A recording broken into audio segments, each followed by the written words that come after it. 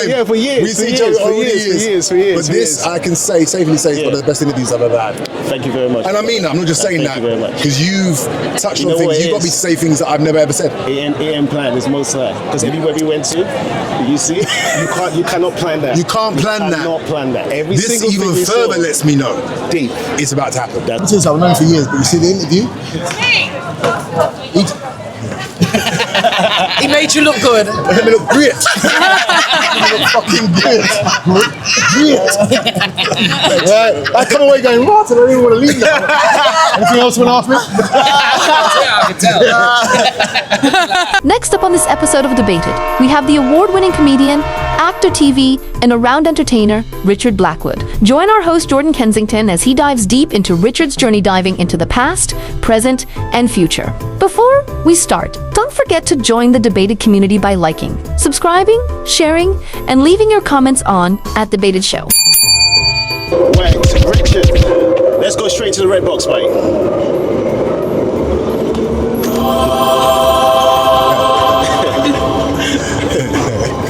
Shall I say the question, man? Go for it. Is global warming real or myth? So global warming, is it real or a myth? What's your take? Yeah? It's definitely real. Definitely real. Of course. So you think everything that's happening, like all the, I mean, because recently in Dubai, the rain started falling down. They admitted to be making it up. So you think that was, Listen, everything is all right, real? don't get me wrong. You're always going to get people that are going to, AI now makes everything, like you can't even trust anything anymore. But in fairness, we were talking about global warming before AI became what it was. That's true. And there were signs of it, and we would always sometimes we question the things we see. That is true. We see it and we go, nice, it's rubbish. Yeah. Right, and then because you've got AI now makes you literally second guess everything. We can see something. They've pushed AI to the point where an alien can walk past us and they'll go, that's really good AI, right? That is actually true, you know. So now we are questioning, but we've always known about global warming, and I think we've got so many dangerous things that we use, so many dangerous gases that emit from our normal day-to-day appliances, from our cars to anything, that it has to have some kind of effect, right, on the world. Yeah. And the inner workings, the infrastructure that we kind of take for granted. So yeah, I mean, if you're saying it's real, if Richard's saying it's real, it's real. I mean, hey, I ain't connected like that. I'm just saying. Yeah. My mum used to say, "Pick sense from nonsense." For real. And I can pretty much believe that it's real. Yeah. Yeah. All right. So what is your hot take then? Ooh, my hot take. My hot take is that with AI, soon, number one, we're going to question everything. Yeah, that's the first thing. We will not know what is real and what is not. So, I mean, don't get me wrong, AI is great because, on the short term, you can see movies using AI. And you can make movies using AI. Well, I saw they've now done things where they've used actors that have passed away and used them in AI. I don't know if I think that's good or not. Actually, I feel like it's a little bit disrespectful. Yeah, you know what I mean? Well, yeah, it's like using someone's image. Would they have accepted to be in that film? Okay, but where it could be good is, let's say they're doing a biography about somebody. Fair enough. If that person's playing themselves. Yeah, I like that. Yeah, you know what I mean? Like, really play yourself. A friend of mine did Bob Marley film, right? And he was brilliant in it. Right. If they did a Bob Marley biography and it was, let's not do Bob Marley because I think that was a good movie. Let's say they were going to do a film about Malcolm X. Right. And they was able to. Denzel did a good job. Denzel did a good job, but and many people have done it since. Yes. However, Prince. Right. Let's say they did a movie about Prince now. That would be brilliant. Oh, they're not in film. Yeah. Are you filming? Yeah. No, you are? Oh, right. Unfortunately, the camera is just different. See? I'm used to old school cameras. Your old school is like 10 old school cameras. You know, she looked like she was reading the text. I thought you was reading the text. I was like, that's lazy camera work. Right? And then it turns out. We were talking about AI. That's why we're looking younger. Back in the MTV with 7 cameras for one small thing. And big cameras as well. Big cameras. When they switched on, you heard them go. I'm telling you. So it was real stuff. So you're saying saying, your take is that Yeah, so my hot take is that AI will number one, first of all, start off great where, you know, we're going to be able to see things that we never imagined through AI. But then the flip side is, ultimately, it could potentially put real people out of work. And is that not what we thought when the internet first launched back in the thousands? And when Tim Berners-Lee launched the internet, we were all like, you know what, this internet is going to be good, but it's going to. And he did put people. I mean, he put the CDs out of work, vinyls out of work. You know, who was one of the first people to really push the internet was David Bowie. For all the people, I remember the interview. Certain people will know. I remember the interview. David Bowie was the first person to put his music on the internet. But he did in one interview, I think with MTV, he said something about that it needs to be fair. Because he was talking about, because it was obviously, he said he could see a world where, and he predicted it, he could see a world where music is going to be free online, which is not good for the artist. He did say that. But also, he was trying to take out the record companies. He did. Right? His thing was like, let's go straight to the consumer. Yeah. And then Prince kind of realized this, and then Prince started to do it. You remember Prince started to put his music on the front of papers? True. Do you remember? True. But that was through David Bowie. Yeah. So, I hear what you say about the internet, but AI, soon enough, it's going to replace a lot of people in terms of movie roles and things like that. I can see. So, do you think it's a good thing? Short term, it will show where technology can go, but long term, yeah. What's up, brother? Yeah. I remember when you hosted the awards ceremony last year as well. Where was it? It's a success. Oh, yes. Yeah. You blessed, brother. How are you, bro? You good? By God's grace, my brother. Wow. I remember you extended with my. I felt like you're my friend, but Bless up, brother. King Vincent. Yeah, that's it. Bless King, yeah? Have a good day, yeah? Take care, all right, brother, respect. All right, yeah, so, so as I say, like, anything that's new when it comes to technology or a kind of like a new wave of ways to live by that are going to come through. Always starts great at first because we're always consumed by the what ifs. Yeah. But when it does actually,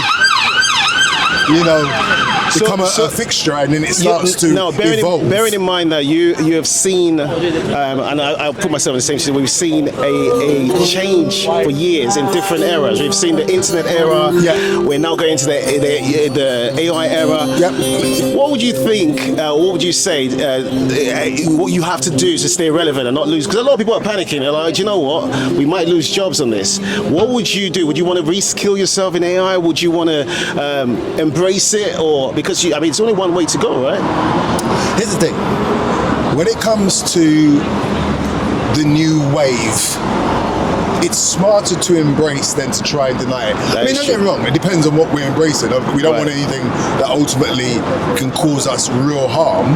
That's facts. Right? But that's where we have to use some discernment. Yeah. Right? I love that word, discernment. Discernment, right? But generally speaking, if something is working, especially for the corporates, you're not going to stop it because it's going to make money, right? Do you know what I mean? The older you get, the wiser you get when things comes to things like that. For real. So you have to find your moral compass within whatever comes out. Let's say we talk with AI and decide how to make it work for you, or where you're going to be and where you're going to place yourself when it does truly evolve, because it is going to. It is going to. Like, if you think about ChatGPT, ChatGPT at this level is already scaring people. 100%. And that's people that's are asking it questions. Play. Exactly. Yeah. And ChatGPT, like any machine that taps into like the internet and gets infinite information, is always going to reconfigure itself and learn more. So you could ask ChatGPT a question about the beginning of life, and it takes 2 seconds. Then it will go, would you like me to break it down into a way that you could actually equate it better? And you go, wow. And then after a while, you're like, it's okay. Yeah, because then how much knowledge do you want? What do you really want to learn? Yeah. But now you can get any information you want, right, from ChatGPT. So ChatGPT is another system that's in place now that give it 5 years.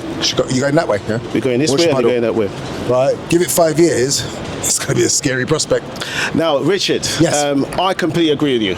AI is something that we need to be cautious Keep about. your eye on. Keep an eye on, Yeah. but not be scared, right? No. It just reminds me of the internet time, but more hardcore. Yeah. And you said something, discernment. Keep your morals and have just some make discernment. sure. I think with the discernment, you can work out anything you need to do and how you need to do it. Yeah. And so where I you agree with fit. you. What is Where you your fit in. story? How did you start in this industry? Because you go way back. I mean, we've been supporting you now for years and years, but you go way, way back. Yeah. I was talking about all the way down to the real McCoy days. You know Well, what I even mean? before that, I started November 13th, 1993. Wow. So, November 13th coming Yeah. will be my 33rd year. 33rd year in the business. Yeah. Wow. And 33 is actually a lucky number for me. But yeah, right, I used to live at number 33 in the Docklands many years So ago. you could have done anything. What made you get into this business? Like, because obviously, as a young man growing up in London, you've not seen. At that time, I don't think there's a lot of people doing it at that level. There was like the Felix Dexters. Henry. There was a lot of people. Lenny Henry. Well, at the level Well, that I was trying to aspire to Yeah. and even surpass. it's probably the Americans, It was- like Will Smith and things like Well, that, right? English-wise, it was Yeah. definitely Lenny Henry. Lenny Definitely. Henry, I always make a point of mentioning Lenny Henry because Legend. a lot of people don't. Yeah. And I find, me personally anyway, Right. I find it disrespectful because He did a lot. he essentially is the catalyst for everything that we have now black Yeah. in this country. Like not music wise, but in terms of entertainment from what you're doing now, right? Yeah. There was one comedian before, because I'm sure Lenny would say that, but in terms of where it went to the mainstream, if there was not a Lenny Henry, you and I wouldn't even be doing this. Man. And I'm telling you that because it He started. broke a lot of walls. He started it because Yeah. he was on programs like Tiz Was, which was before your time. Yeah.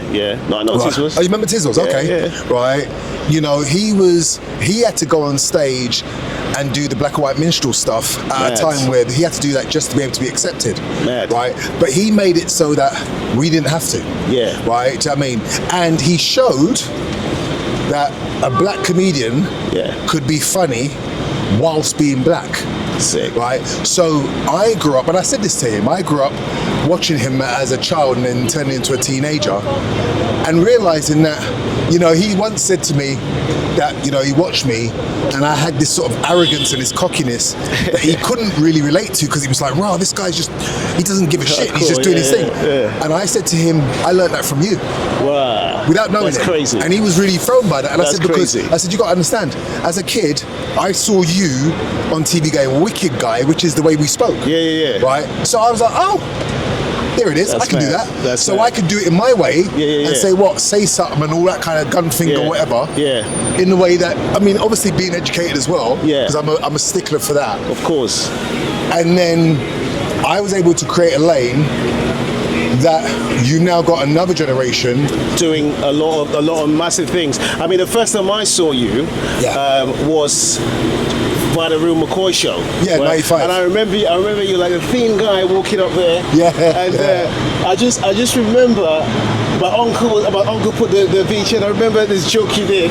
It was something about you were in a club.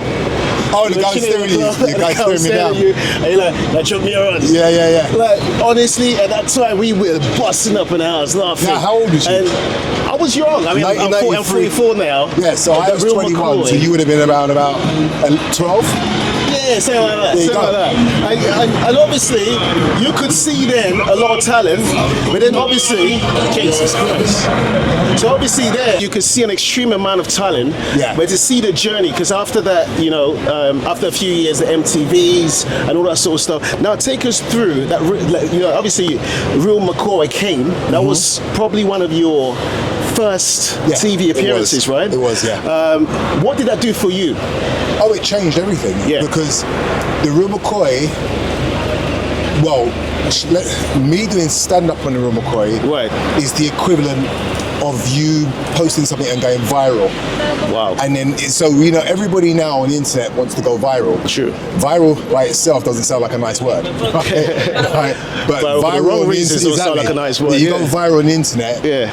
that will change, because now all eyes are on you, basically. Yeah. So pre-internet, when you only had 4 channels or 5 at that time, right? To go viral on BBC. TV, On BBC. BBC, Yeah. right. That was the equivalent of going worldwide viral. Crazy. Right, do you know what I mean, or at least on a national level. So, and then on a somewhat black show, but was consumed by the mainstream. So it's not like there was a plethora of black shows. So Which had never happened before. Because No. Real McCoy was something that a lot of people, BBC took a chance on. and guess it who was set that up? Who? Lenny Henry. Wow. See, this is what I'm trying to say. See, that's Lenny stuff Henry we was never behind knew. the Real McCoy. Wow. Right. So Wow, this is why I wow, say wow. that That's once crazy. again. That's like Russell Simmons with Def Jam in There America, you go. Def Jam Comedy. So That's I'm mad. not saying he was the person that put it on, but he was the person that kind of got the idea together and made things happen and spoke to the right people. So this is why I'm trying to say that, like, through what he did, There's a lot he of laid the things that blueprint came that out. allowed things to come through. That's I it. came through that. You know, you had Angela Marr right Angela before Marr, me. Felix Dexter, Yeah, Felix RIP, Dexter, amazing. Curtis Walker. Right. You had Toju. Told you. Right. The Militant. Toju was the first black Nigerian comedian, right, to do mainstream, right? Like before, obviously Felix Dexter used to do the accent. Toju was Nigerian. Felix was Yeah, next level. but Toju was Nigerian. Yeah. Right. Yeah. So Toju, and he was doing the accent, and it was authentic because he was Yeah, yeah, Nigerian, of course, and yeah. he was doing. So he made it that. The likes of, let's say, after that, Gina Yeshere and stuff came through. Gina, yes. But Toju was the first. So what I'm saying is we all came through that spectrum and opened the doors to what essentially we have now. Definitely. Right. And then you had the gig at MTV. And at one Yeah. point, you were Mr. MTV. I was, Like, literally, I mean, MTV is not as it was back in the day. Now, no one watches MTV, not in a disrespectful way because the internet has taken over. Yeah. But in those days, to let young viewers know, MTV was the thing.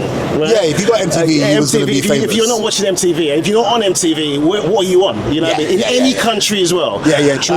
And I always say this because I say MTV is one of the companies that took the opportunity to expand across the world, where other companies just stood in the country of origin. They used literally MTV Dubai and Kenya, everywhere. How was it like getting that gig and you were on TV like literally every single day? Because obviously it gave you muscles in terms of live, You know, live the irony, broadcast. Yeah. I'm going to give you an irony. Go The on. fact that you've asked me this question and where we are. Yeah. So, I'm going to stop. Right. I want you to turn around, Yeah. turn your camera around, and you can see the buses there, yeah? Right. See where the buses are? Yeah. Okay, this is actually real life. This is actually a monumental moment. Yeah. They've started moving now, but where the buses are, Right. the bus behind this one Yeah. is where I got the phone call, where I basically got told that I got the job at That's MTV. mad. And then, just to show you, That's mad. my girlfriend at the time, a lady called Misha McLeod, I always shout her out because she was one of the reasons why I started doing stand-up, because we wrote That's stand-up mad. together. She called me on my phone. I was standing where that bus was. There's the McDonald's there, right? I said, babes. She goes, what? Because she didn't know what I auditioned for. Yeah. She goes, what happened? I said, I got it. She goes, what'd you get? I said, I'm going to be a host on MTV. She screamed. I was on that side of the road on the curb. She screamed, it made me jump, and the bus nearly knocked me over. You are joking. So, right there where that bus is. Right? That's why this is monumental. She That's screamed, mad. and I wasn't ready, and I literally did this. I That's did mad. that. That's and mad. the bus nearly hit me. And she goes, what happened? I said, I nearly got hit by a bus. That's right? mad. And she goes, Richard, calm down. I said, I'm not the one that's screaming. Right there. But how much of a coincidence is that we actually That's talk what I'm about saying. that? That's why when you ask Do me know who's what? there, Everything you happens watch for a this back reason. and you see I Like, started to that's mad. smile. I looked That's and I mad. started to smile. That's how monumental this is. Do you know this is what I say? Everything happens for a reason. It does. So when you had that opportunity at MTV, Yeah. we were all watching a star who was meant to be born just born, because you just took that opportunity. Sometimes people take opportunities and half-hearted. Yeah. And you know, but people like us, we were looking at that and saying, this guy is not half. You're going to work and just getting like this. I'm going to kill this opportunity. It felt like you were having so much fun. Because of course, work is work. Yeah. But sometimes people half-hearted. Yeah. You gave it 110%. Because you don't enjoy the job you're doing. True. Yeah. And that became a huge opportunity for you, because you got to meet several people and you opened so many doors. Tell us about how that changed your life. Well, okay, so when I nearly got run over there, the first day of filming, so I got told on that day of filming, on that day, that I got the job, and I was also told where I was going to be filming. So this is what they said to me. They said, your first day of filming, it was a Saturday. Right. They said on Monday we are going to Paris. Wow. My first day. Now I'd been to France as a kid. Right. You go to Boulogne. You remember when you you get a ferry to Boulogne. This is before. But not working. No, but no. Remember, as a kid, you go via a ferry. Well, no, Eurostar. Right. So to go to Paris to interview Nas. And in those days, this is 1993, so Nas was on his. What album was he on again? What was that? It would have been his first album going on to his second. Right. Yeah, because I'm sure his first album came out in 94, 93. No, it's 93 or it's 92, his first album. Mad. But in which way, right? No, I lie. It would have been about 94. Right. 95 even. But he was basically on to his second album. Right. So, which way are we going? That way? Right. So, yeah, it was 95. Right. So, I remember everybody at that point was a Nas fan. Nas. Nas was. This is before Biggie. Yeah. Nas was the rapper. Yeah. Right. You know, everybody couldn't believe his metaphors and just his lyrical ability. Extremely and the girls fancied him because he was a good-looking guy. Do you know what I mean? Like he had it all. Yeah. So anyway, so now I go to Paris. And he's doing a rap song with this French rap group called NTM. All right. Who are like a really political, they're still out there now. Right. Very political, hardcore. Anybody French that's watching this will tell you they're not to be messed with. Fair enough. Hardcore. Right. So the interview, big up Nas if you're watching. But this is when Nas used to bun weed heavy. Fair enough. Nas didn't even know I was in the room. I'm interviewing him. And he was so high. Oh no! He kept on going, what? It was Snoop high. No, it was out hiding Snoop. Because Snoop looks like he's cognitive when he's high. Yeah, Nas did not know what I was saying. I was literally going, it was me, Nas, he was in his dressing room, and he's got a friend. I can't remember his friend's name, but you see his friend in all of his tunes, all of his videos. Yeah. Anyway, so it's them two and me. Right. He's sitting in a chair, his friend's standing at the side of the chair. Yeah. And I'm going, so Nas, listen, man, like, you know, the Illmatic album did so well. Tell us why you're in Paris. And he was like, what? Yo, what's he talking about, man? What did he say? Yo, what? And I was like, yeah. And this was first interview. But his friend was getting a bit vexed because the friend could see that it's not that he didn't understand, it's just that he was so high. He's high, yeah. And his friend kept on going, yo, man, I'm sorry about that. And I was like, no, it's cool. Yeah. And he was like, Nas, man, he asked you like XYZ. And I was like, what? But I was just happy to be there. Of course. Right? And then I remember, we got whatever kind of interview out of it. Yeah. Then he had to go downstairs, we had to film. And I saw a man wake up out of his high because the NTM brothers, they were so aggressive that they were doing their bit. And one of them is a mixed race looking guy. Yeah. Google NTM, right? And you'll see him. NTM, we're going to put him on screen. Google it, right? NTM, and you'll see the mixed race guy. And even now, he looks like a madman.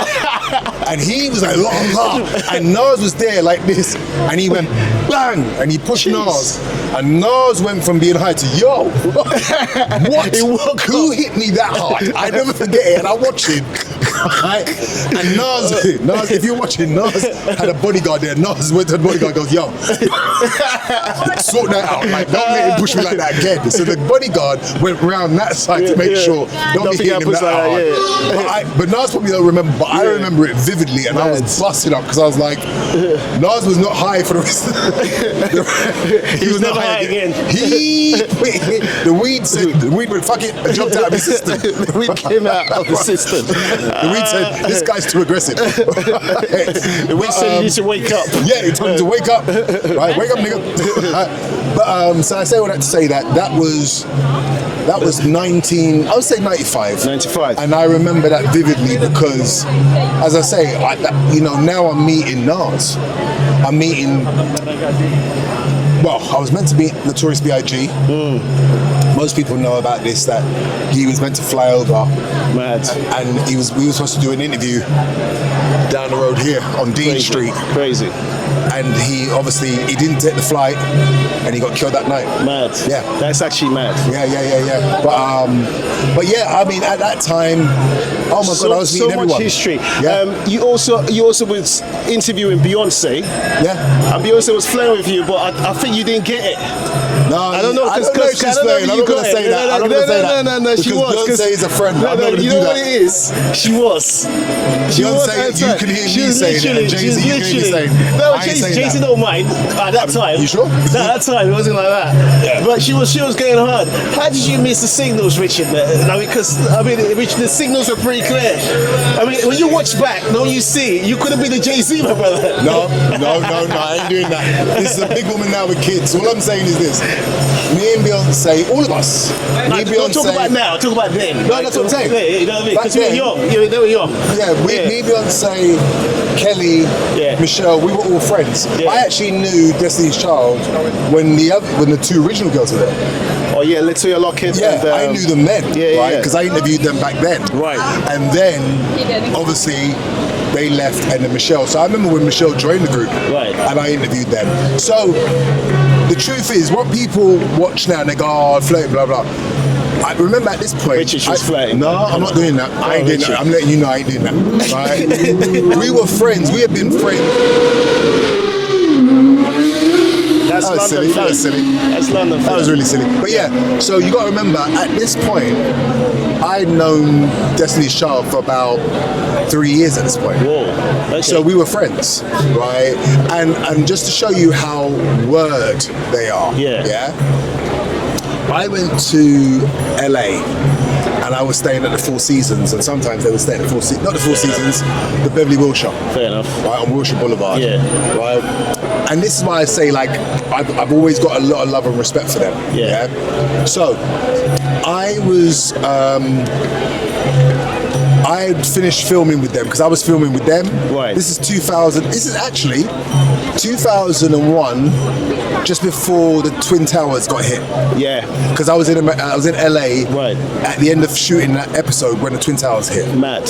So this is 2001. Yeah. Yeah. So, and obviously by this point, I'd known the ladies for about 3-4 years before that. Right. Yeah. So anyway, what happened was, I was staying at a hotel and they were getting ready for the American Music Awards. They was up for the award, right.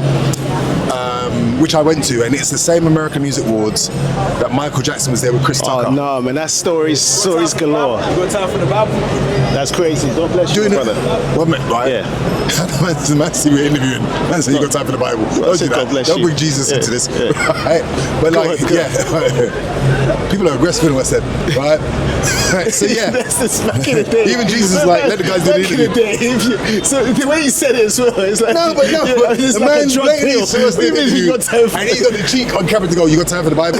Don't do that. That's out of order. Because if we said no, then we look bad in it. It looks quite sacrilegious. Don't do that shit.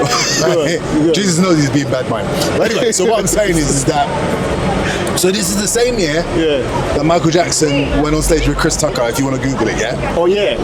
Yeah. So I was there that year, right? Nelly was there. Mad. He was backstage. I was backstage with Nelly, with India Irie. Mad. Right? All of us was backstage because I had met them because I'd interviewed them in the UK. Yeah. Right? Anyway, so the day after now, we're still at the hotel and Kelly was filming for a show with DL Hughley called The Hughleys. Right. So I knew DL from the UK because we Yeah. had done shows together.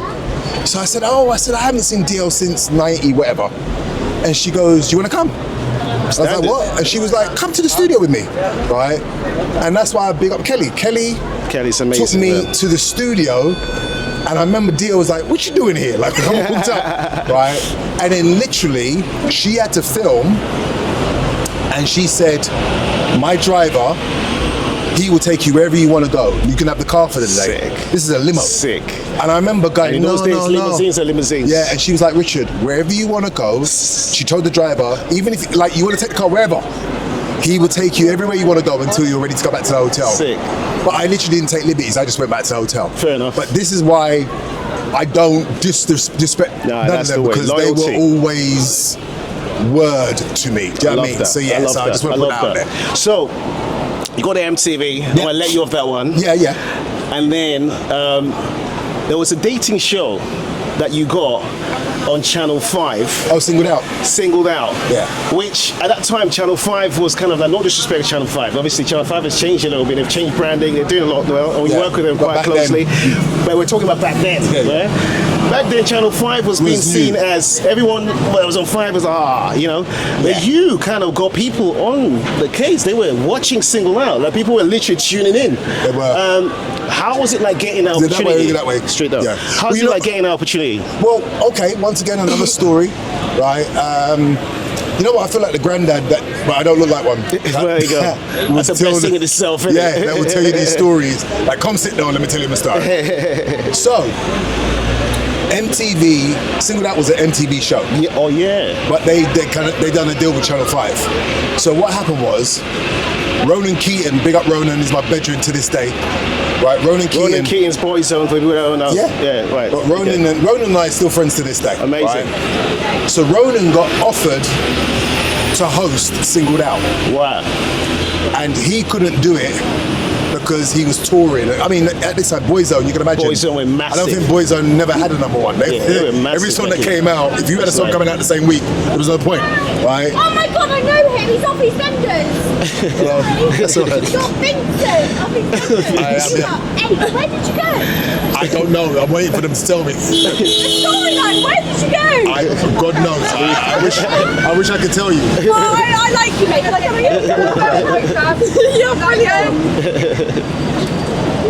Thank you. That's all right. Thanks so much. Hello. Get him. Get him. Sort it out. And I knew you in Hollyoaks. Get him. Oh, that's Let's go across, bro. Right. And then left, yeah.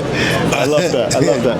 That's it. See, I love the natural. I mean, this is what I'm talking about. That's why you can't get this in the studio, guys. Anyway, Nah, it's very real. You were But saying. yeah. So, you were saying. So what it was, Ronan Keaton got offered Singled Out, Right. and initially he was going to do it from what I know, Right. but then he couldn't because his work commitments, he couldn't do it. Yeah. But now they've already kind of said yes to the show. Do you know what I mean? The concept idea has been commissioned, it's yeah. been commissioned basically.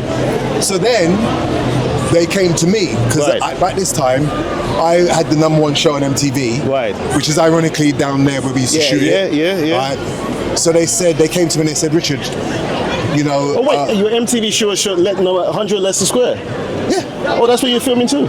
Because we used to film Pepsi Chub from there too. Yeah, so basically what Mad. it was, originally it was in Camden, Right. which is Oh, where yeah, Camden, MTV the was office. based. Yeah. And then they moved it to Sound Republic, which is what it was called. Sound Republic. Jeez. Yeah, Sound Republic. Sound Republic. And every Saturday and Sunday, and people would stand outside the window. Mad. Even big up my boy Fecky. Fecky goes, bruv, I used to Fecky. stand outside the window. And I said, what? He goes, we used to go up to the West End and check girls and then come and stand outside the window. Mad. So big up my boy Fecky. But yeah, Mad. so at this point, as I said, I had the number one show on MTV. Yeah. And they come to me and they said, Richard, would you like to host Singled Out? And I obviously knew it was the American show. Right. And I So said, it was yeah. the American version. Big up. Yeah, they only had the American version. They didn't have an Right. English version. Right, So right. we were sort of like going to be the flagship for the British version. Right. So there was no guarantee it was going to work because as far as the audience was concerned, they had only seen the American version. Sure. Which had Jenny McCarthy. Jenny McCarthy. Yes. Yeah. Yes. So, yes. so it was big shoes to fill. Right. So myself and Sarah Kaywood, right, Sarah Kaywood. Yep. Yes. Yeah. Me and Sarah Kaywood got the gig, and My boy Slim, comedian, I got him in as Slim. he was a warm up, and he used to like control the audience, and he'd be on camera and everything doing his thing. Yeah. And collectively, we're just doing a madness, like because we're 26 at this point. Mad.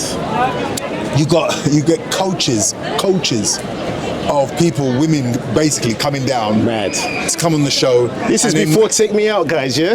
Yeah. Before Paddy and Take Me Out. This is old school. Yeah, come on. Black Take Me Out, Do you know what I mean? way before. Right, big up my boy before. Paddy as well, Yeah, but for way real, before for that. real. Oh Yeah. no! Oh no! Right. Lights around! Oh, she turned out all the lights on you. So basically, so we, as I said, we did like one season of it. Hello, darling. You're the one on TV. I am. Nice to meet you. Yeah, sure you can. Sure, brother.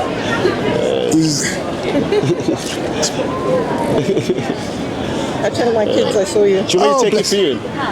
Should I take it for you? Please, No that would problem. be no so problem. great. I'll take Thank it you for so much. Sure. So like, thank you. No worries. Are you in? Yeah, there you We're go. doing an interview for enough, so you'll be on it. There you go. Fantastic. Lovely picture. No, that's all right. That's all right. Lovely. I've got like Blessed 4 day. pictures in there. You too. Take care. Okay, God guys. bless. I like that. No war. That's thank good. you. Thank you. Thank you. Take care, darling. Right. Yeah. So basically, we so we did the first season. Yeah. Put it out there, and it just skyrocketed. It took off, and then even Crazy. it was really weird because I used to watch it on MTV. Yeah. But then people used to say, "Oh my God, I'm watching you on Channel 5," and I forgot. That it was on Channel 5. So Yeah. I never knew it was on MTV. Yeah, it was on MTV. So what That's they would do, mad. they would show it on MTV and Channel 5. I hear ya. But everybody, it was so weird. It did kind of help Channel 5 a lot when I come to think about it. That was the only thing that was going up on Channel 5. Yeah. I'm going to Sick. give you this. By the way, the card. Yeah, no, so Channel 5, it really, I mean, the weirdest thing is that when Channel 5 first started, I had a TV show in there called Club Class, which was like one of the first, it was like Def Comedy Jam back in, this is when Channel 5 started. Fair enough, It was like one of their flagship shows. Fair enough, yeah. So the irony was that I had started on Channel 5. And then he came back again. Yeah, so, but yeah. So that it show was good became times. very successful. Yes, and then, so that right show, there. that was that where, that was it, right? Yeah, that was Sound That was Republic. what Sound Republic was. And now it's an M&M. So if you Guys, turn guys, around, you should turn around. Stop and turn around. Turn Where around. that glass is there. Let's go that closer. is- Let's go closer. That is where the corner here is where we used to do Singled Out. So Yeah. people, but here's the thing. It wasn't there. It was what you see where it says chocolate wall. Right. There was a glass thing there, upstairs. right? And that was where people would stand Yeah. in droves. And I'll tell you what, this is when I realised, it's going to sound mad, Go on. when I realised that maybe I'm famous. Yeah. Because I don't really like the term, but Yeah. so one time I had to say on the screen, people come down, do you know what I mean, and join us outside. It's a hot day. Come and join us outside XYZ. Do you know what I mean? We're going to be here for 3 hours. We then went to a break, maybe half an hour later. I walked out those doors there, turn around. Right. You see where the yellow M&M sign is? Yeah. Those same doors, right? So I'm going to stand there so you can see. Where that guy standing in the yellow t-shirt, I came out of those doors, Place was and from packed. here to the traffic light sign, going all the way back to where it says Lego, right, was rammed. That's mad. And I stood there, and I went, oh my God, you come see me in the crowd. I went, oh!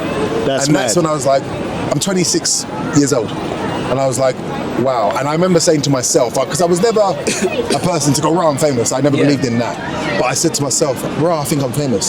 So you know my version of seeing that. Yeah. Because I did some stuff with Pepsi Chart on there, same place. Yeah. My version of seeing you and the fame, the actual real, not the TV side of things, was when we queued in front of Wembley. I think it was Blackwood show. For the Richard Blackwood show. Fountain Studios. 100%. Right? We were all like, Richard's got a show on Channel 4. Channel 4. His own show. Yeah, it was all crazy. there. It Got was tickets. crazy. I don't know how I got tickets. The company gave us. I don't know how we got tickets. And the queue. Well, we were just getting there thinking, it's just going to be a walk-in. The queue was mad. It was a madness. It was literally It was a people were madness. queuing. People that didn't have tickets were there queuing to try and get in. It was just like a madness. Yeah, it and was. It was. That It was the was. Richard Blackwood show. That was Channel 4. That's like 99. Giving you your own show, Yeah. right? How did that call get about? How did Channel 4 decide, and how did that call come through for you to get your own show? You know what? Let me tell you something about success. You're right. No matter what field you're in, whether it's corporate, whether it's entertainment, whatever it is, Yeah. it's when things essentially align, right? Yes, sir. I served you, mate, at Canary Wharf Pizza. Oh wow, big up, brother. Bless you, King. Bless you. Right. So what happens is, watch out, you're gonna knock this guy. So what happens is for people that are in whatever field you're in, you do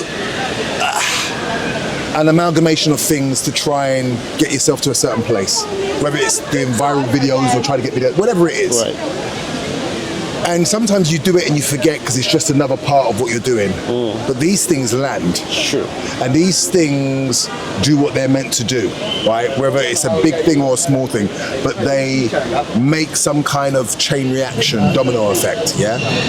And eventually, they all start to align. And when they fully, it's like when something lines up, it's like you could hear it go, it's really weird. So MTV, I'm doing that show over there. Right. It's going exceptionally well. I'm doing Singled Out. It's going exceptionally well. I did an advert for MTV, and in the advert, remember they gave me a script. Yeah.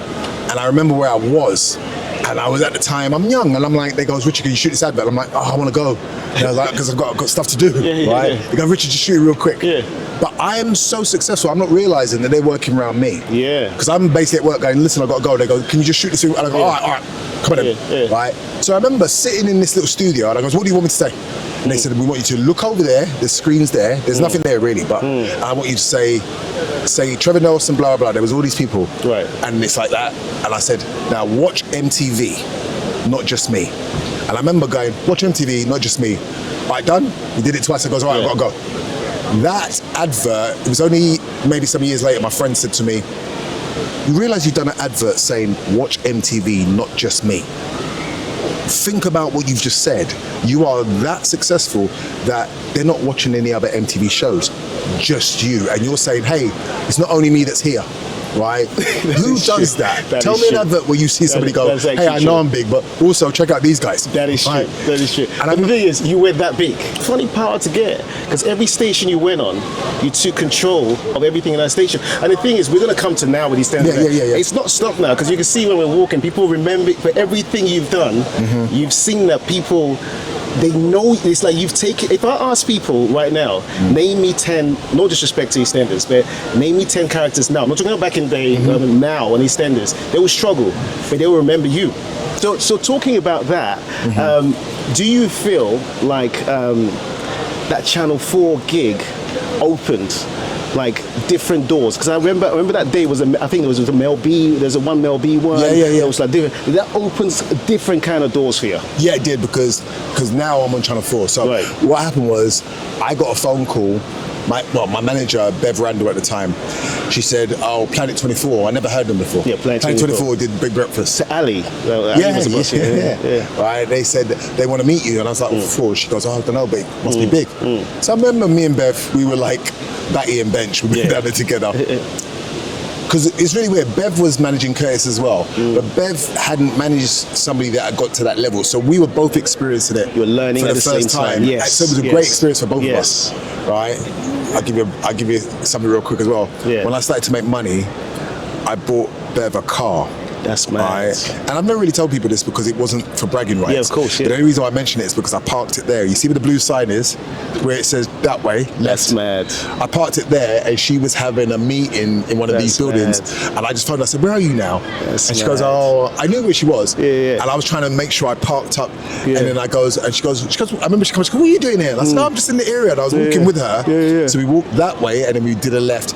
And as we're walking, right, she just felt it, because I stopped at the car, she looked at the car, and she just burst into tears. Oh, man. And she was so scared, she didn't drive it. We parked it, there's a car park there. Mad. She parked it in the car park, and she goes, I'm going to come for it tomorrow. That's mad. She goes, because if I drive it now, I'm going to crash. Yeah, there was a car park. There was next to Gas Club. It's still there. Yeah. Right? Gas Club. So the irony of that. Yeah. So anyway, that's mad. And I used to work in there for Choice FM. No, I'm coming to that. There's a reason why I'm saying it. Yeah, you're smart. I like what you do. You know what I'm saying? There's a method to your madness. There's a method to the madness. Yeah, no, I see it. You're good. He's good. Don't worry about that. You know, I'm coming to work. Don't bring this surprise. I'm not just walking around Sexual like a trafficking, ladies madman. and gentlemen. Sexual trafficking. No, but so what it was, they called me and Bev, went to meet with them, and I never forget, they showed me a VHS tape of Keen and Ivory Wayans. right? The oldest brother of the Wayans brothers, yeah? Right. So you guys know the Wayans brothers from White Chicks and things like that. Yeah. Right? Keenan Ivory Wayans was the oldest brother, and he was a star. He wrote with Eddie Murphy for Delirious and Raw. Yeah. Right? He was an actor in his own right. Blah, Extremely blah, blah, talented. Right? Truly talented, right? So he had his own show in America that Planet 24 was behind. So they showed me a clip of it, and we never had cable, but I'd heard of his show. So they showed me maybe half an hour of it, and they switched it off. I remember they switched it off and they turned to me and went, "So how would you like one of those?" Mad. And I went, "With my own name." Mad. Right? That was my first, and he went, "Yeah, the Rich Blackwood show." And I went, "Of course I would like that." Mad. And I goes, "Talk to my agent, let's sort it out from there." Right? Mad. And my agent goes, "Leave it with us." So I remember I walked out, and I goes, "Bev, are they going to give me my own show?" And she went, "It looks like it." So we're both kind of like in this moment. Anyway, we had to do a pre-pilot, which was at the Dog Star in Brixton on a corner. Mad. And we had to basically do the whole show in the upstairs part of this pub. Mad. I'm talking some big wigs that you will not see walking down the street came. That's just proper to support. to watch to see if they're going to put their money into it. I'm talking people that make things happen. They're the green light for your show going on TV. Yeah. They're sitting there, right, in Brixton on Railton Road. Mad. Right, front line, right, and they've come upstairs. Let's just have it right, and they had an audience there, and basically we did the show, the format, in front of an audience, and they basically, Planet 24 said, "You get this right today, we're on TV." Mad. Right, did it, and I remember I kicked ass, and then they went, "All right, well done, Richard, you can go now, we're going to discuss." And I remember coming out of Railton Road pub and walking right towards my car and thinking, "Rah, I'm going to get my own show probably." And then it just felt like I blinked, and then I'm in the room and we're writing for the show. And I remember I had Curtis Walker, Gina Yashere, right, many comedians that would write on the show with me, because we all came up in the circuit together. Yeah, of course. Marcus So you brought Powell. all them in. So I made sure, because at first they had a team of writers. Yeah, you're like, nah, it's but not they gonna were. work. Yeah, there was yeah. only one of them. I think his name's Adam, if I remember correctly. Right. Adam was a white guy. He was the only one that he kind of got, even though he wasn't from our world. Right, he but he's he's a prolific writer. And I hope I got your name right. I'm sure it was Adam. Yeah. He was such a great writer, and he just got it. Yeah. But he was more of a preppy, private school. Right. Do you know what I mean? And there's me from South London. You know, I would never say I'm road. I'm streetwise. I'm not road. Right. So I was a streetwise kid talking with a bit of a different kind of vernacular, even though I'm an intelligent man. So he's meeting me, but everybody else is writing jokes that they would write for the mainstream pub comedians. And I'm going, I can't go on TV and do that. Right. So then we did a few episodes, and then we kind of got rid of them. And then they said, "Who do you want?" I said, "Curtis Walker, Gina Yashere, Marcus Powell," and I can't remember the rest, my friend Mark Douglas. And then I came in, they was all sitting in the room, and I was like, "Yep." And I remember, boy, we went to work and we was writing, and once again, we're all veterans. Yes. Who understand, we've been on the circuit. You understand each other. You've been through everything. So we're just, so it wasn't even writing. We're busting joke. You're laughing. And then going, write that down. Busting joke again, write that down. And then so now, it's like, they say I'm retelling something that we just spoke about in the room. And then somebody go, add that part. Right? So then by the time we went to the studio, we knew it was like, it's gonna be a hit. You're going to obliterate, because we've got, remember, these are people that in their own right are very strong comedians. 100%. And they're all writing for me. And then I'm adding my je ne sais quoi. So every time the audience will come and they will queue up and they will come in, like literally, and Slim was the warm-up for that show as well. Slim is funny. Slim will go out there, bam, bam, bam, do his thing. So they're getting a pre-comedy show. Of course. Then I've come out and I've gone bam, bam, bam, and bam, when you bam. come out, they go mad. Exactly, but also they knew that Richard was funny. So I'm giving them comedy, and then on top of that, they were coming because they didn't know who was going to be on the show. But true, because you never announced it prior to. Listen, I got DMX, right? I got Don King, LL Cool J. Oh my God! Who was booking the guests? Were you booking them yourself? Planet 24, but what was happening? was booking it. Okay, right? cool. And I'll give you a bit of history. Right? So Solid. Their first TV appearance was on my show. No way. Yes, guys. Bless up. So no way. This is when they had. Everybody knows 21 Seconds. Right. When they did Oh No. Oh No, that's the word. Right. Oh No, which we know was white label. Yes. Right. Yes. So what happened was that's Eternal. relentless. There you go. So Eternal. Big up them guys. Eternal. And obviously Kelly's my bedroom from morning. Kelly, I went to college with Esther and Burnett. Man. Right. they was meant to be on the show. Yeah. Right? And obviously I know Louise, blah, blah, blah. Yeah. Right?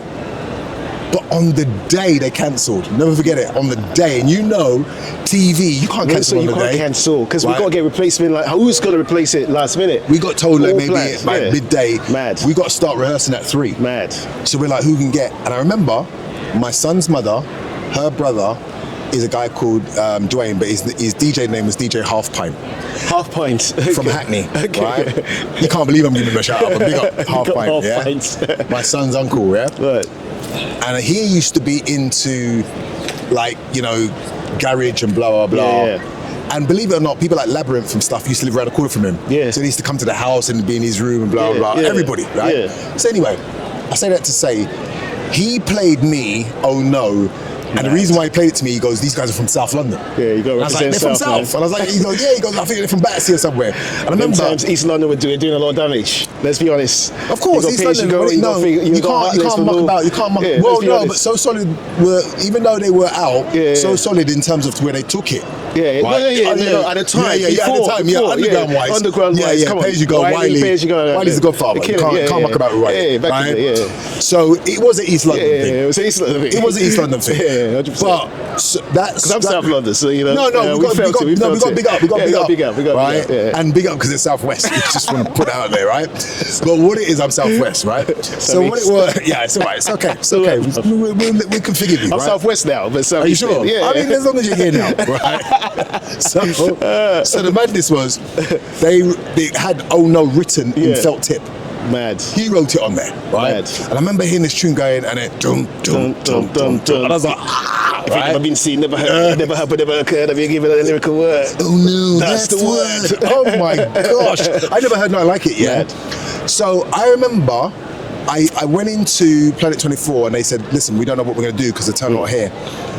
And I literally said, there's a group called So Something. Yeah. That's how they weren't known. Yeah. I said, there's So Something, I think Solid Soul or something like that. And I said, they got a track called Oh No, right?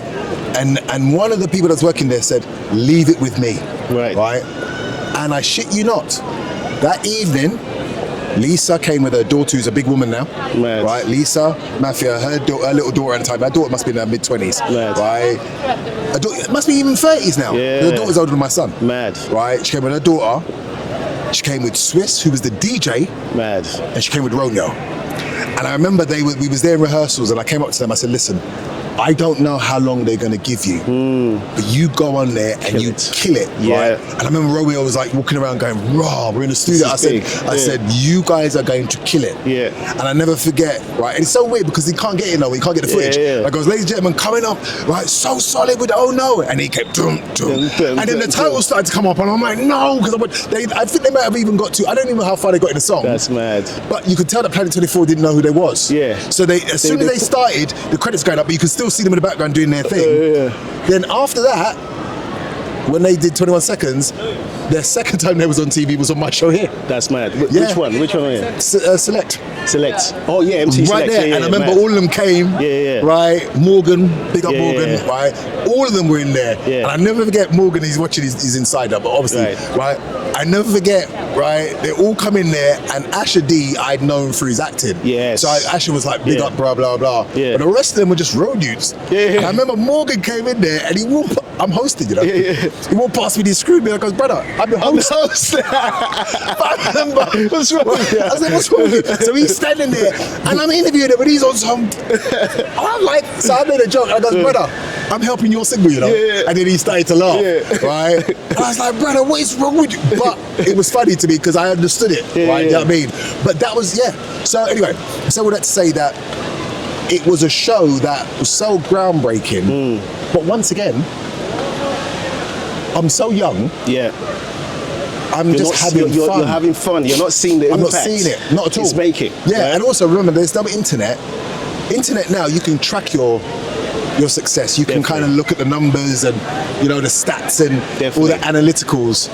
Back then, you just kind of trusted the TV company would go, yeah, it did well this week. Got good numbers, and they go, all right, cool, and we'd leave it. Right?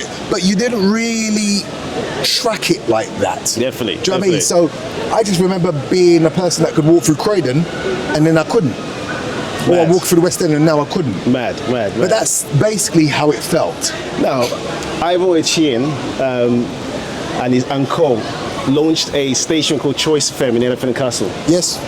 And a few years later, Choice FM was bought by, it wasn't called Global. Yeah. It was bought by GCAP Media at that time. GCAP. It used to be called GCAP Media, right? And you got into radio as well. I did. Right? And you were on Choice on was. here. Well, I was at You were Choice first. at Elephant and Castle as I was well. at Elephant Castle Right. at first for a little while. Okay. Right, and then it got moved here. Oh, so when they bought the station, you got moved to them as well? So what happened was, I did Choice. I guested on Rihanna Scipio show.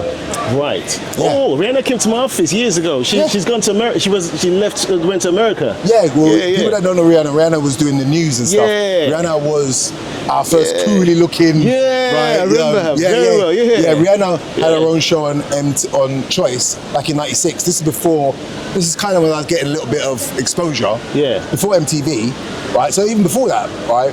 And she asked me to be on it as a guest kind of presenter. Right. And I was actually there, right? Oh my gosh, like there's too many people I can mention, but Yeah. I was there at the beginning.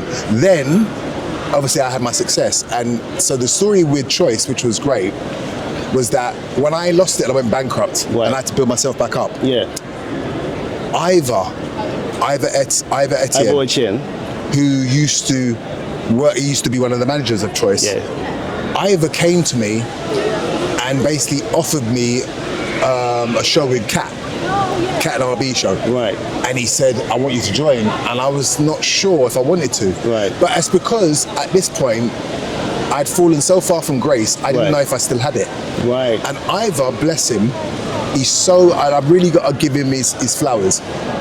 He believed in me when I truly, good guy. like I'm a confident man, but I can Yeah. safely say I stopped believing if I had it. Yeah. And Ivor would pull me into a room and go, Richard, you got it, got to keep going, blah, blah. And I'm like, Amazing. nah. And this is how bad it was. The show was so successful, me and Kat. That's why Kat, I've known Kat from the beginning, but Yeah. the show was so successful that Ivor came to me. And sometimes I think it was Ivor's plan. Ivor was trying to get me back into the mainstream again. Selflessly. Yeah. It's not like, oh, take me with you. Yeah, of course. He just believed you are meant to be back up there. Yeah. And it's so weird because it's only when you stop and you look back and you go, Look back. wow, Yeah. you didn't want nothing from me. Not like course. if somebody is trying Course, to course. get you back up Yeah. and you think, but they drop those little seeds like, hey, when you get there, Yeah. it was Ivor weren't on that. Ivor Yeah. was content. Amazing. Ivor's thing. And the reason why I tell you this was the case is Ivor pulled me aside and said, "You and Kat are doing so well. I want to give you your own show." Amazing. And I went, "No." Ask him. I said, "No." That's amazing. And he was like, "Richard, what are you talking about?" He's like, "Mate, That's your yeah, own okay, show, I'm man. trying to give you your own show." And I goes, Yeah. "Ivor, I don't think I'm ready. I'm Right. cool with Kat." Yeah, yeah, And he's like, "Richard," he goes, "You're Richard Blackwood." Yeah. We used to have arguments yeah. in this building. Mad. Where imagine a man's trying to give you, he's the boss. Something. He's trying to get you. And he's like, "I'm going to give you your own time slot." Yeah, yeah. And I'm going, "No, I don't Yeah, want it. Let yeah. me stay with Kat." And he's like, "Mate, you're going to be all right." He goes, Yeah. "You've got to believe in yourself, blah, blah, blah." This went on for maybe a couple of months. And he goes, to the point where he goes, "I'm giving you your own show." That's mad. And I went, "Ivor," he goes, "I'm giving you your own show." Yeah. It weren't even like, it's like it's going to be this time, Kat's doing that, you're doing that. Yeah. I didn't have a choice. Yeah. And I remember I did the first show and I started to go, okay, I've got something here, right? And then it ended up being the #1 show again. And myself, Crazy. Charlie Kenny, Aaron Fontaine, who's an actor, right? Aaron Fontaine used to come down and watch. And then one day I made him get in the mic and speak. Mad. And then, so it's so weird. We were the original podcast. Before podcast. Before podcasters film, Yeah. because we had a group of us just sitting there and people we said, what we're going to talk about. Yeah. The music was just in between. Yeah. Right? Yeah. But people weren't tuning in Yeah. for the music. When it was me and Kat and RB, Yeah. they were tuning in for me and Kat. For the banter. For the banter. Yeah, and people yeah. could call in Yeah. and then there would be like relationship advice or somebody would call in and I would just say, yeah, blah, blah, blah. Like, Yeah. and do my thing and Kat would do his thing. Then when I had my own show, because Charlie and them lot were all younger than me. Yeah. I'll talk about it from a man that was in his 30s. These guys are 18, 19. They have that perspective. Yeah, that so I'm POV going, this is what I'll do as a man, but what would you guys do? And they'll go like, yeah, blah, blah. I mean, Aaron was at uni. Yeah. Right? Do you know what I mean? And Aaron used to say that he'd go to uni and realize he was famous because they'd go, "Raw, just listen to your own choice." So Aaron was the man. I mean, he still is, but he's going to uni in his class, and people are like, Aaron, and he's like, but this is. So, you know, it's really weird. You said something earlier. Yeah. That everything that I've done, I was able to supersede and become a star in there. Like it took. It kind of is like maybe it's a gift that you have. You know, you're blessed with a gift that any situation you're in, like you have everybody else. It's not a disrespect to everybody else. You shine more than everybody else in there, but it helps everybody else at the same time. Do you know what? I tell you what's really weird about that, right? I'm glad that you was because if I say it sounds like I'm boasting. No, but and I can see. I've been watching. Like, I've been doing this a long time. Yeah. So you can see. Like your job is to study and see people's trajectory. I'll tell you the reason why. Yeah. And I know you're going to touch on it, but just to give you a brief summary. So I had the number one show in here. Yeah. You know, then I left here XYZ. And I remember I then got a theatre because I was trying to break into acting at the time. And I was doing little small parts here and there, blah, blah, blah. And then I got offered Shrek. Oh, yeah. And I remember at the time, it was like, this is DreamWorks that are behind it, yeah? This is not like a small company. Yeah. And I remember, at first, they weren't even sure if they made the right choice with me. Right. Because it was such big shoes to fill. Like, and I remember my agent called me, I was on a train, and Lee called me and goes, "You better start bringing it. Because they're worried about you and they might replace you." And I was like, what? I remember I was on the train going, what? Right? And he's like, and my agent, Lee, whose office is just down there, Lee goes, he's very straight talking. Lee goes, "You better stop fucking around. Yeah. You better start bringing it." That was all I needed, right? My character ended up being the only character that stayed all the way through the 2 years. And I was the main reason why people came to see Shrek. That's like I'll come outside and everybody would go, "Donkey!" Right? Which, I mean, it was all right. which is crazy, isn't it? Yeah. Because every part, people know you for that. They're like, "Donkey!" That's me. The kids, I'm talking kids were like, "Donkey!" And I remember it was like, the donkey toy was the one that sold the most at Drury Lane, right? Can you imagine? It's so mad, right? And it was like, and so once again, it was like, "Raw, you've superseded." So then I got EastEnders. And I know you're going to talk about it, but just briefly. Yeah. EastEnders, I went on there and, you know, my character, Dominic Treadwell, he gave me the role. Yeah. And he was like, "You're going to be Phil Mitchell's nemesis." Yes. And obviously, I was just glad to be working. Yeah. Sticking to here, Yeah. You mentioned it a little bit. You know, you said there was a time where you kind of lost everything. Mm-hmm. But I remember, I don't know if you remember this. There was, while you were here, I know you're a man of God as well, but while you were here, someone, like a psychic, came and did on a TV show with you. Yeah, the blonde woman, the short woman with the glasses. Yeah. What's her name? And I can't remember her name. She had her own talk show for a while. Yeah, she had. She said to you, she could see that it's going to be like a massive, something amazing is going to happen. You're going to have this. You're like, what? Like, she was like predicting a lot of things. She was. Now, first of all, what was your mindset when you kind of went through what you were going through, and what made you come back? And when you heard something like that, God can use every single person to give people messages. Mm-hmm. When you hear something like that, what was your mindset then? Were you like, "All right, you know what? It's time to bounce back. We can do this." Okay, I'll give you a piece of information that a lot of people don't know. So prior to that, when I'm having huge success, once again, it's so weird where we are. Yeah. Just down there to the left is that club. When you go downstairs into it, it's literally on the corner. Oh, the club where you go downstairs? Yeah. What? Just there? Yeah. Back in the day? Yeah.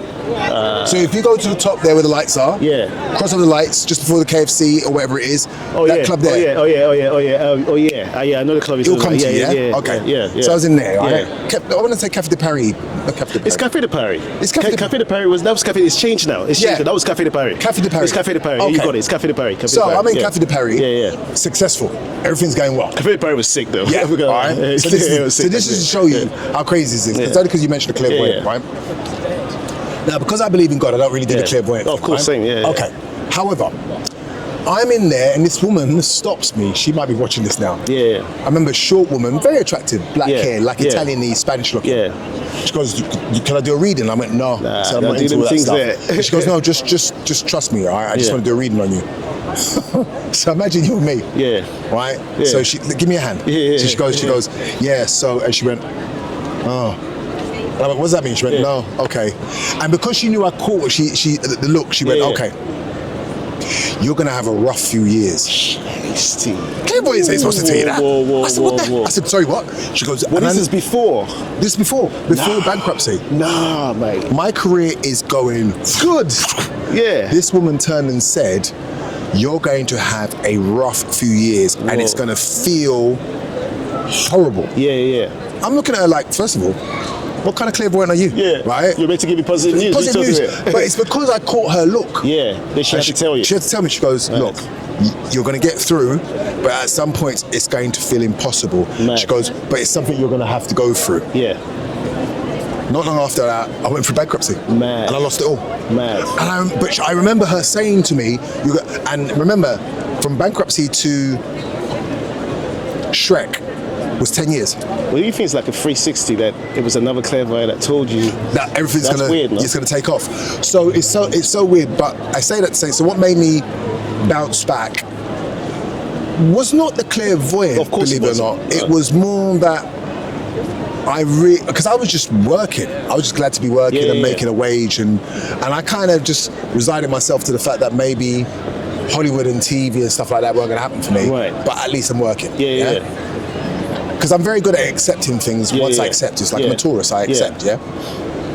But what was crazy was that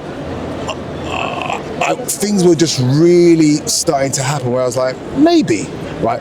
But the first time where I realized that I had more to live for was an ex-girlfriend who I always big up, and she knows I do, because she stopped me from doing unaliving myself. That's crazy. Yeah, That's right. So then I owed it to her. I owed it to my mum, because I went to live at my mum's house, and my mum and I had a really turbulent relationship before that. Yeah. And then when I went to live with my mum, I learned so much. 100%. Right? And in that small period of time, my mum was able to feed me the things that I never had. Right? I was like, like you're listening, you're yeah. learning. Right? And it was so weird. So you know about the things aligning. Yeah. Everything was happening in that space where people were coming to be positive and to keep me up when I was falling. Ivor then came along, offered me the job. Right. Every time I was feeling like I don't want to do it, Ivor was like, if you get to interview Ivor, Yeah. Ivor will tell you, me and him nearly have fights. That's mad. Right? He's Yeah. going, "Richard, but you got to Well, do he's this." trying And I'm to like, help you, He's trying to help right? me. Yeah. But I was so Can't see it. broken. Yeah, you can't see it. Right? I had Yeah. the facade of but Yeah. he knew I was broken. He was Yeah, like, yeah. "You could do this, you could do this." So now when I look back, I always had somebody that was able to catch me. Yeah. My agent Lee, right? I was looking for an agent that could take me on, to take me to the next level. Yeah. Oh, yeah, sure. Oh. Take a picture. Yes, right. So we're going like this and then like that. When I went over. Oh, Coven. Everyone's no. Oh, Coven. Oh, yeah. Oh, then we go this way. Amazing, thank you. No worries. Have a good day, guys. Thank you. God bless you. Thank Oh, we're you. walking this All way. right, walking this way. Yeah. Right. All right, go on. So what it was, I always had people, as I say, Did you get this, by the way? Just frame. that is choice. Yeah, that used to Right be there. choice. That's Right where we there. used to go in, and I used to go around the corner and get my Subway sandwiches. There you go. Subway. Every day. Every weekend. Right. So yeah. So then, as I say, I always had somebody that could essentially pick me back up. Right. Right. When I was falling. Yes. But at the time, I couldn't see. I just looked at it like, as I say, I'm just working. Right. So at the time when you was going through that, were you praying quite hard? Like, were you not praying at all? What were you doing? I was cussing. You were cussing. I was Were cussing. you pissed? Like, let me tell you something. You were pissed with the The relationship I have with Yeah. God, Yeah. and it sounds very profound to No, say but this, just be honest. Yeah. but God knew I was cussing him, Really? right? Because and it was so weird because now I say I've been saying sorry, but what it is that I didn't understand what he was putting me through, Yeah. right? And and it's a story. So I've got another friend who I will mention, Yeah. right? Who you know, I haven't spoken to in years, but you know when people come into your life and they give you messages, Sure. right? This interview, you're getting a lot of gems, right? So Makeda, if Makeda's watching, right? Makeda does her singing and stuff, right? So Makeda came to watch me in Shrek with another friend of mine, right? Who I know more, right, yeah. But she can remain nameless because I'm sure she wouldn't want her name out Fair there, enough, yeah, right? yeah. But she came down and Makeda came down with her. Yeah. So they came and watched Shrek, right? And then we went to, what's the road where in the West End goes up towards northwest London from the bottom of Hyde Park Corner. I know what you're talking about. Yeah. I know what you're talking about. Yeah. And they ate the shisha and all that. Yeah. So we went there to have some food afterwards. It was talking about the play. Yeah. Right? Anyway, I was somewhat upset even though I was doing Shrek because I was going through that stage of like, I believe I'm meant for more, but I felt like I was robbed from what you were meant to be. The trajectory, and I felt like, you know, I'd done nothing wrong to people. I lived my life a certain way. And I was in that place of, I just feel like I was robbed. Yeah. So anyway, we were talking, and Makeda, as I say, it's the first time we're meeting, right? We were friends on Facebook, right? But it's the first time we're meeting. Yeah. And Makeda said, I was 40 years old, yeah? Yeah. Makeda goes, you look no more than maybe 29 going on 30, yeah? And I was like, and I've always looked young for my age, but I was like, oh, thank you. And she goes, you're the story of Job. And she goes, do you know the story of Job? And I went, no. That's mad, yeah. That's actually mad. That is actually... I love you. Thank you very much. Bless up. That's actually mad. She goes, you're the story of Job. Mad. So I was like, what? She goes, Job's faith was tested. Yes. Right? And, you know, without going too deep into it, people that know the story of Job, mad. Right? God said to the devil, you can have your way with him. Yeah. Right? He will always have faith in me. Yeah. And the devil was like, all right, let me do what I got to do. Yeah. And God said, do what you got to do. Yeah. He will always have faith. Yeah. And as in the story people know, the devil took everything. Yeah. I'm giving you the light version. Right? Story of Job. People know I'm giving you the PG-13. PG version. Right? The devil did not. The devil weren't placed. Right? The devil earned the title devil. Right? Yeah. So basically, but what happened at the end of it? God, at the end of it, gave him everything doubled. Right? Double what he had before. Yeah, yes. Right? Because all the devil wanted him to do was turn his back on God. True. And Job was like, no, with everything you've done to me, I'm still keeping the faith. Remember, Job doesn't know what God and the devil are doing. Yeah. He just sees that all this bad stuff is happening to him. Yeah. Right? Which is enough for him to curse God. But he didn't do it. And she said, Richard, you are 10 years older than what you look, but you have 10 years knowledge more than what you are. Facts. Right? Which means that experience. And experience. Yeah. So when it comes back round for you, which she goes, which it will, you will look way younger, but you'll be way advanced for your years. Do you realise that? Yeah, you've had a lot of angels sent in your life to guide you through the pain that was going through. Like literally. I'm glad you see. I know. You know, I knew this conversation was going to go here because people don't realise it's deep. And guess what? Angels are my favourite thing. I've got angels on my tattoo on my body. Same. I've got angel on my chest. Mad. Right? Do you know what I mean? So here's the thing. So now, and it's so weird. So like later down the line, not to jump too far. Yeah. But when people say, when I tell people my age, and people go, how old? Yeah, they're shocked. It's reassurance of the Job thing, which is that God has given you youth. Yes. Right? You've had to go. Understanding. Yeah. So you've had to go, you might even say that you've done your 10, 12 years in prison. Yeah. But you've come out looking better than you did when you went in. That is true. That is true. But you have now the 10, 12 years of understanding who you are, what you have to offer, and you are tougher than you ever was. Right? But you still look young. So I go up for auditions sometimes, and the audition. Play whatever character you want to play. Well, here's what's mad. I go up for auditions, and the character is in their 50s, and I walk in, and they'll go, sorry, my agents called me and they've said you look too good for the role. Nice, man. But like one role I went for, and it was a big role for this program. Right. And they actually said it was between me and another person who looked like the character, right. and they said Richard played it so well that we was actually thinking, do we need to rewrite this? Right? But he just looks too good, right? But on paper, the character is mid-50s, right? And in real life, I'm 53, and it was like he looks too young, right? That's but crazy. you see, that's because I know that the right thing will land, and just like I was talking about the alignment before, when the alignment happens, I already know that I'm now going to represent properly the full journey. I'm going to represent, and I'm putting this out there, right, because I command it. 100%. Right? You're attracting it. I'm attracting it because all it takes is for the right people to see it. And then it's a no-brainer. And you've seen that happen so many times. Because, talking about alignment. I don't think we mentioned this, but we can touch on this a little bit because I want to go into EastEnders. The music came knocking the door. I can't forget that. The record labels were like, you know what? We need our own version of Will Smith. Yeah, we do. And they gave you a record deal. Which you know, I'm not mad at you for taking that deal. I'm not mad at you. I'm not mad at you. It's not a little. But you did well on it. You know what I mean? The song, you know, was all right. You know, Mama used to say it was not bad. Yeah, that wasn't bad. And obviously your family was part of that song back in the uncle, day. Your uncle.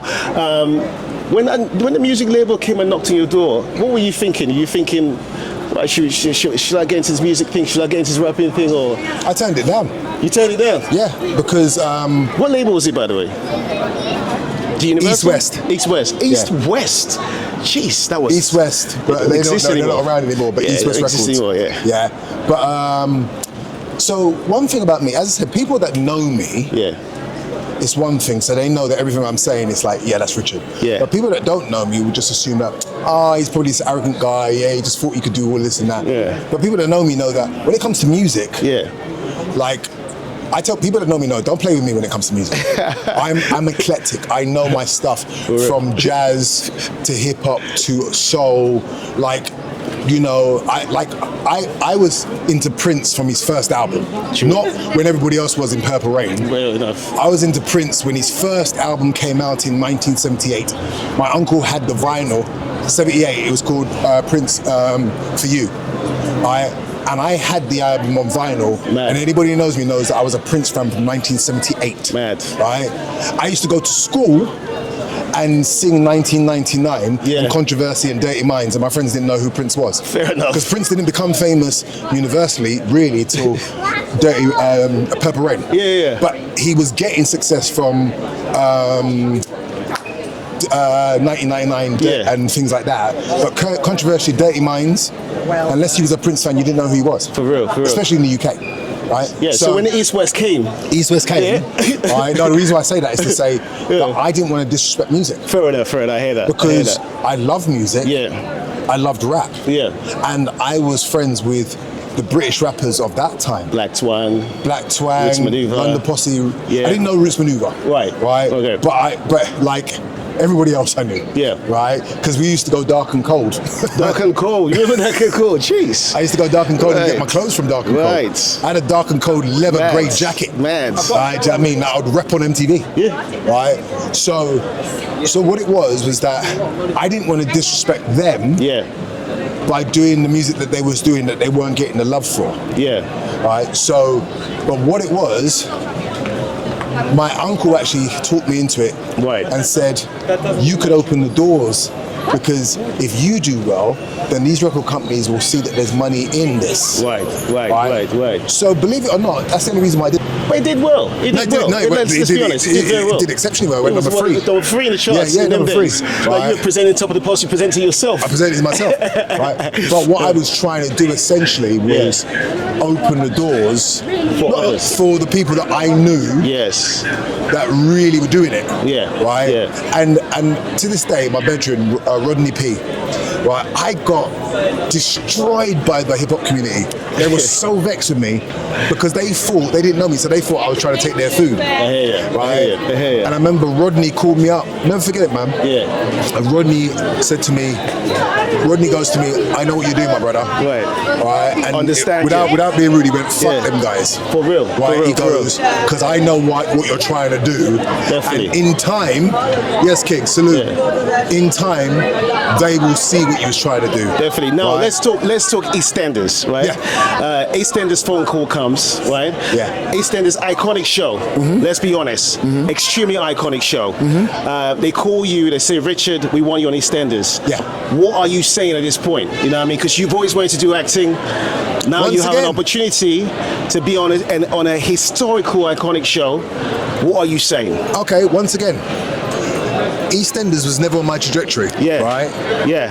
So what I mean by that is I was really close friends with Dean Gaffney, yeah? Dean, yes, Yeah. yes. Yeah. Dean Gaffney always wanted to go back to EastEnders. Yeah. Right?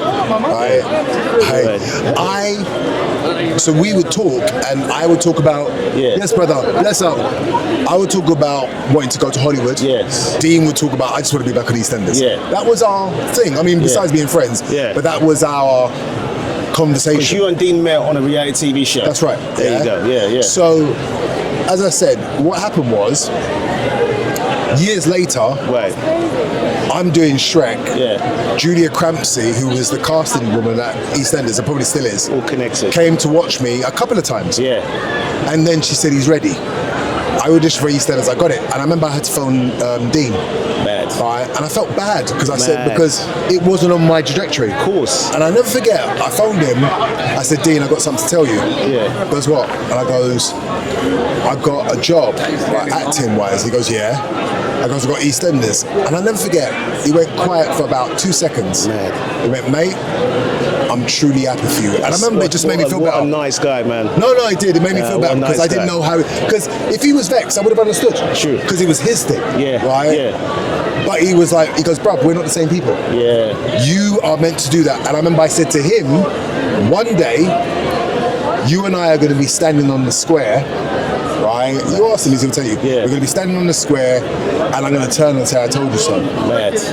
About a year and a half, 2 years into me getting EastEnders, he got EastEnders. Mad. And we're shooting a scene, it's summer. We're outside. And we're doing a scene where we're watching somebody do a talk. Yeah. So he's there, and I'm looking, he went, fuck off! That's crazy. Fuck That's so off! crazy. No! That's so crazy. Right? And I just went, my job's done. That's mad. Right? That's so and he mad. went, oh my God! I didn't even need to say I told you, I just looked at him. Right? And he looked at him and went, oh my God. So, EastEnders, when I got the job, I was living at my mum's. Yeah. Right? This is, the whole bankruptcy and I'm building myself back up. Yeah. Right? So, I knew getting EastEnders changed my life. And I remember I've got this mantra that I live by, which is 2 mantras that I've made up. Aspire to inspire before you expire. Aspire to inspire before you expire. I love that. And the weirdest thing is that everybody knows is my saying. It's a saying that people want to go, I've heard it. You made it up. I made it up. Aspire to inspire before you expire. And I've heard people use it, but in blessings, they'll always say, that's Richard Blackwood said. Yeah. That's the first one. I've got it tattooed on my arm. Yeah. The second one is train for the role that you haven't got yet. Train for the role you haven't got yet. I like that. Now, that doesn't mean physically, it's just mentally, but you train for the role you ain't got yet. So I was always in the gym, and people that can tell you, well, I used to train in Norbury, Nuffield. Yeah. And you would see me training, my bedrooms would go, right, you're going ham. And I'd be like, I'm training for the role I ain't got yet. Anyway, years later, when I got EastEnders, I'm now looking muscular, right? And I remember when I was speaking to Dominic, Dominic said, your character has got to be able to beat up Phil Mitchell. And he looked at me and went, and you look like you can. And I remember I was renting a car at the time. And I sat in the car when I got the job and I started to cry. That's mad. I actually sat in the car and I started to cry because I couldn't believe it. And it was like, your life has changed, and it did. And it changed, and you did so well on EastEnders, and then Hollyoaks came knocking. They did, yeah. And Hollyoaks, you did so well in Hollyoaks, it actually led to you winning the National Film Awards for best actor in a TV series. Yeah. How did it feel to now transform and go into TV, and then again you dominated? Well, this is what I was going to say, which is crazy. Yeah. So when I did EastEnders, once again, I was just happy to be working, yeah? Of course. But my character, I left EastEnders in 2018. Yeah. It's 2025. Right. And my character is still mentioned in the show. That's mad. Not people coming up to me, people come up and they go, oh, when you're going back or whatever. Yeah. But my character's mentioned in the show. We saw that today. Even people are mentioning it. But it's one thing, people mention it. But it's the fact you've got to remember, for it to be mentioned in the show, that means the writers are writing it. Yeah, it does. Right? So it's like, so people come up to me and they go, like the other day on TikTok, there was a thing saying, is Vincent the drug person behind Ravi's character? And I'm like, and I'm going, I never knew about that. But it made me smile because it's like, your character did so well that after 7 years, people are still talking about it's been written about still in the show. Mad. And people are going, I mean, exactly 7 years later, right? And in Hollyoaks, same thing. I remember when I knew that I had, sounds horrible to say clocked, but I clocked that show was when they came to me and they said, we want you to be one of the leads of Hollyoaks. And I was like, I don't think there's ever been a black lead on Hollyoaks. Mad. And literally they go, we want you to be the lead. And I remember, if you watch the opening credits of Hollyoaks, you'll have all the different ensemble cast doing their thing. And then sort of the last tail part of the show, I mean, of the credits, you'll see the main actors walking down in slow motion. They put me in the middle. I never forget that. They went, no, you Richard's got to stand in the middle. In a lead position. In a lead position. And I walked, and I remember I put on my Instagram, I went, I've arrived. Mad. So so even when I left Hollyoaks, and Hollyoaks has always been great to me, I left Hollyoaks on a place where it's like, or one of the main leads. My character was teamed up with Warren Fox, who's a lead. Jamie is my boy, right? And Jem Metcalf, who's also my girl, love her to death. Best actress. Yeah, Mercedes. You can't. I mean, legend. She is Hollyoaks. Right. Jen is the last person you see when the show is just about to start. Jen's on some. Right. Let's just have it right. Right. But so to be Jen's partner, and I'll never forget, we did scenes together before we got together on the show, where I'd bump into her, and then we knew each other, but we just knew each other to say hi and bye. Of course, And then one day she got to me, she goes, are they trying to make us get together or something? And I said, I don't know.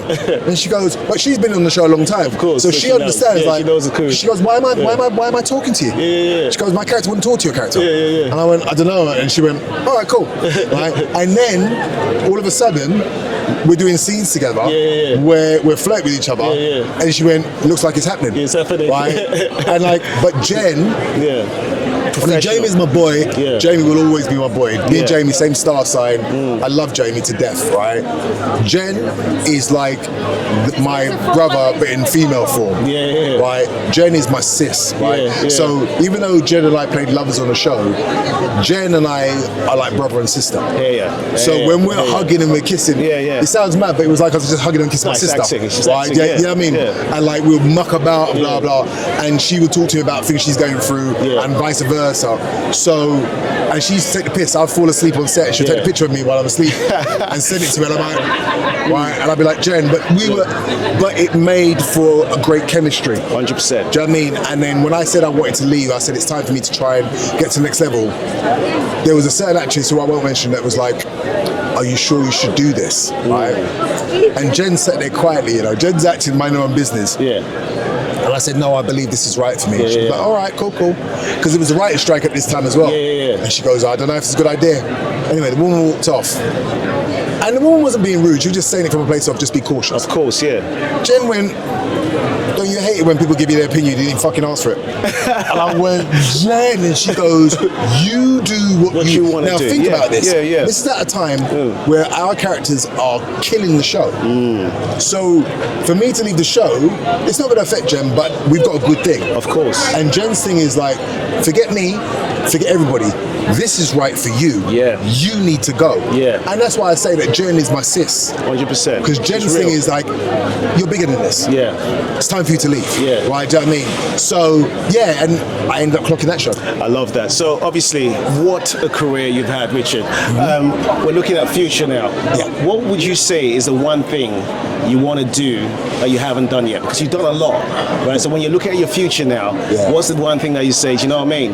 Yeah, it looks at a law of attraction. When you say it, it happens, right? Yeah, it really so does. What's the one thing that you look at, or the few things you look at and say, you know what, in the next 5 years, God willing, these are the things that will be great to achieve? I know that I'm going to have my #1 comedy special like Delirious. Do it. Like Richard Pryor live in concert. And I mentioned those two. Yeah. Because those are, I mean, there are many others. Yeah. If I was going to mention them in chronological order, Yeah. Richard Pryor live in concert, Yeah. Delirious, Yeah. Eddie Murphy, Raw, brilliant, but Yeah. Delirious. Yeah. Martin Lawrence, You So Crazy. Yeah. Right. Kevin Hart's, is it, all right, Laugh My Pain. Right? I know I'm going to be in the elk of that with my one. I know it because those are everybody likes their comedy specials, but anybody that knows, those are the ones. Well, the way things have gone so far, I 100% think it's going to happen. It's going to happen. It's going to happen. And I know that the thing that dream of me when I was 8 years old, I dreamed I was going to be a Hollywood star. From 8, right? When I was 21 years old, I did an interview in the Voice paper. Yeah. A guy called Gary Coley.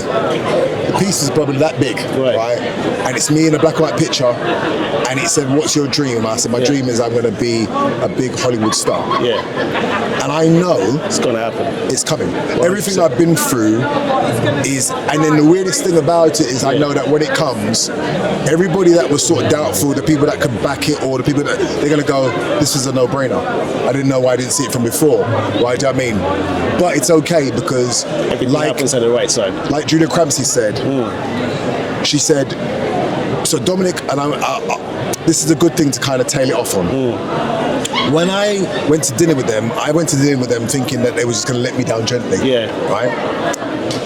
Because I'd done 2 auditions by this point for EastEnders for the same role. Dominic was telling me about the character, but he never said it was mine. Yeah. He was just telling me about the character, and he goes, "All right, I'm going to go to the toilet, I'll be back in a minute." He goes to the toilet, and Julia's sitting across from me, and Julia goes, "He's going to the toilet to make a decision." Mad. Now, understand something. If he decides to say yes, other people that was not sure about you will start saying, "We'll be sure." Yeah. We're taking a risk. Because, and I want you to really think about this. In the UK, I'm asking you, what successful TV presenter is also a successful actor? It's not a lot. Name one. Come on, it's not a lot. That's what I'm trying to say. Name one. No, you've got time, name one. No, it's not. But that's what I'm trying to say. Put me in a sport like that, man. No, but it's a real question. In America, time doesn't. Yeah, but here. But in the UK, you don't really get successful. I remember your own show. 100%. That end up being also successful actors, where to the point where the audience only know you for acting. They forget that you was a presenter. Do you know what it is? It's like I think it's even bigger than that. I think it is that a lot of people, some people have that star quality, and that I don't want to say X factor. It's that gift that any situation that they put them on, they excel more than anybody else can do. Yeah. And not everybody's got it.